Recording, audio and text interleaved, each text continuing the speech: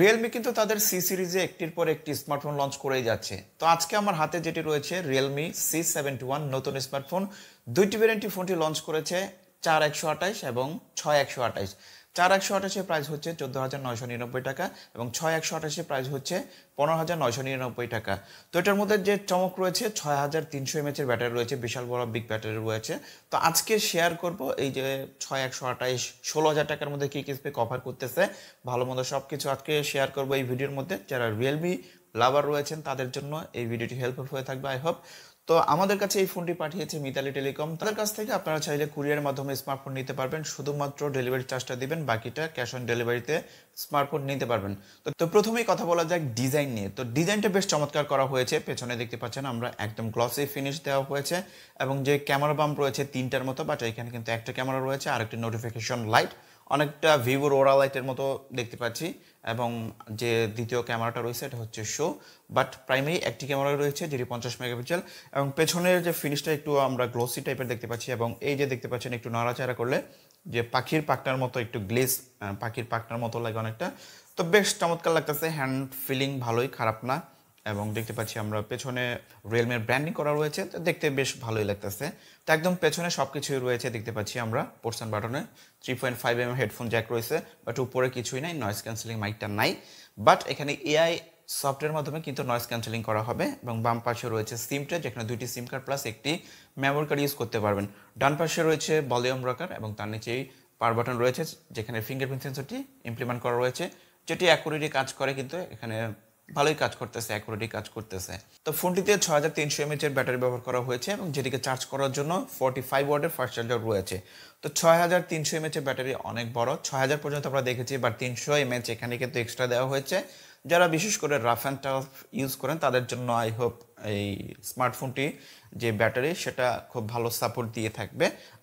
তো ডিসপ্লেতে ফোনটিতে ব্যবহার করা হয়েছে 6.67 ইঞ্চির একটি এইচডি প্লাস ডিসপ্লে এবং এইচডি প্লাস ডিসপ্লে হলেও কিন্তু এখানে যথেষ্ট ভালোই কাজ করতেছে, যেহেতু 120 হার্টজ রিফ্রেশ রেট রয়েছে এবং 120 হার্টজ রিফ্রেশ রেট হতে কিন্তু খুব স্মুথ কাজ করতেছে এবং এইচডি প্লাস হইলেও এখানে কিন্তু খুব ভালো কাজ করতেছে। এবং ব্রাইটনেসের কথা যদি বলি, চমৎকার ব্রাইটনেস। এখানে ইনডোরে তো ভালোভাবেই ব্যবহার করা যায়, আউটডোরে কিছুটা সমস্যা হয়।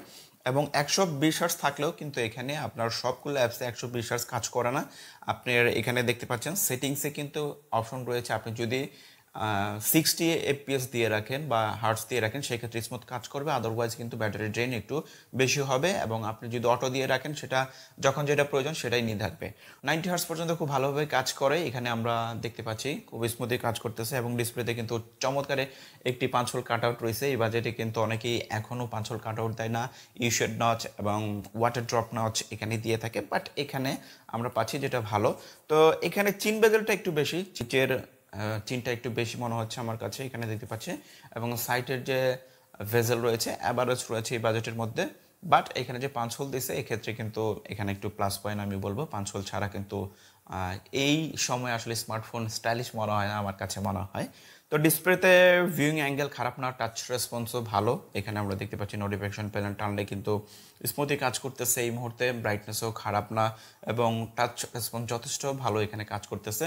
এবং তো কন্টেন্ট দেখার এক্সপিরিয়েন্স খারাপ না, যেহেতু এইচডি প্লাস ডিসপ্লে। মোটামুটি আপনি যদি একদম কাছ থেকে দেখেন কিছুটা আপনার ব্রাইটনেস ঘাটতি লক্ষ্য করবেন, আর তাছাড়া সব ঠিকঠাকই আমি বলবো।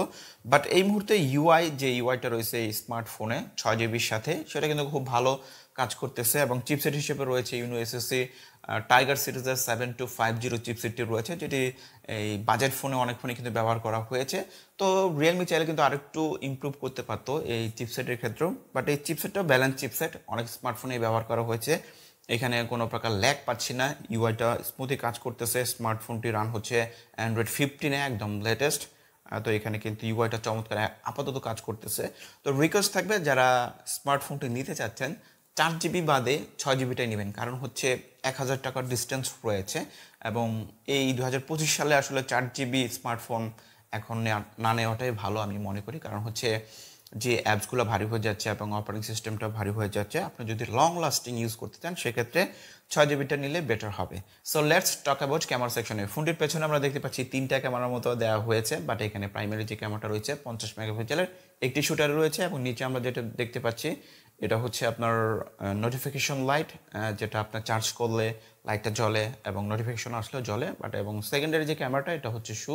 এবং প্রাইমারি ক্যামেরার ছবিটা খারাপ ছিল না, এবার ডে লাইটে তুলতে পারলে কিন্তু চমৎকার ছবি, এই বাজেট ওয়াইজ চমৎকার ছবি দিচ্ছিল। এবং কিছুটা আপনি যদি ডিরেক্ট সানলাইটে তোলেন তাহলে এজ ডিটেকশনটা কিছুটা সমস্যা করে, এবং লো লাইটেও মোটামুটি অ্যাভারেজ ছবি দিচ্ছিল।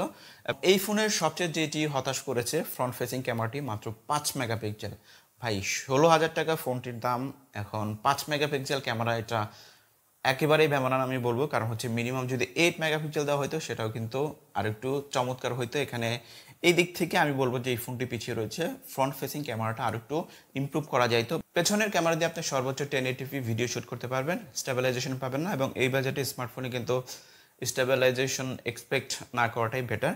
এবং ফ্রন্ট সাইডের ক্যামেরা দিয়ে আপনি সর্বোচ্চ 720p ভিডিও রেকর্ড করতে পারবেন, যেটা স্মার্টফোনের সবচেয়ে যে দিকটি খারাপ লেগেছে ফ্রন্ট ফেসিং ক্যামেরাটা আরেকটু ইমপ্রুভ করা যেত। আর তাছাড়া সব ঠিকই আছে, ডিজাইন সব দিক থেকে এদিক থেকে আমি বলবো যে ঠিকই আছে। ফোনটিতে IP64 এর রেটিং রয়েছে, এবং ছোটোখাটো পানি গেলে ফোনটি কিছু হবে না। এবং রিয়েলমির ফোনগুলো কিন্তু স্ট্রং করা হয়ে থাকে, এবং ছোটোখাটো 1 মিটার দূরত্ব থেকে যদি ফোনটি পড়ে যায় তাহলে কিছু হবে না।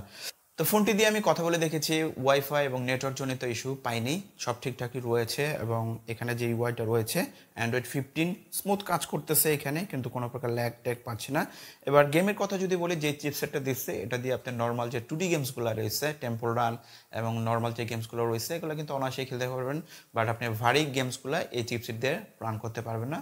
আপনি কল অফ ডিউটি কিছুটা খেলতে পারবেন, স্মুথ গ্রাফিক্সে খেলতে পারবেন। বাট আপনি যদি চান যে S9 যে পাবজি এটাতে খেললে ল্যাগ করবে সবাই। এখন কথা হচ্ছে যে ওভারঅল ফোনটি কেমন। ফোনটি আমার দিক থেকে যে ডিজাইনটা ঠিক আছে, পেছনে যে লুক এবং যে প্রাইস, এই প্রাইসও ঠিক আছে আমি বলবো। বাট যেটা আমার কাছে খারাপ লাগছে এখানে যে ফ্রন্ট ফেসিং ক্যামেরাটা, এটা যদি 8 মেগাপিক্সেল দিত সেটা বেটার হইতো, এবং উপরে নয়েজ ক্যান্সেলিং যে সেন্সরটা ফিজিক্যালি দিত সেটাও আরেকটু বেটার হইতো। তারা চাইলে এই যে নিচের চিনটা আরেকটু কিন্তু তারা ন্যারো করতে পারতো, বাট এইখানে করা নেই। বাট ভালো দিকে বলবো যে ইউআইটা রয়েছে এখন 6 জিবির সাথে, এটা খুব ভালো আপাতত কাজ করতেছে। এবং এখানে কোনো প্রকার ল্যাগ আপাতত পাচ্ছি না, পেছনে ক্যামেরাটা অ্যাভারেজ রয়েছে 8-10টা ফোনের সাথে কম্পেয়ার করলে ঠিক আছে আমি বলবো। তো এই ফোনটি যারা কিনেছেন তাদের ইউজার এক্সপিরিয়েন্স কিন্তু শেয়ার করবেন আমাদের এই ভিডিও নিচে, ভালো মন্দ সব কিছু।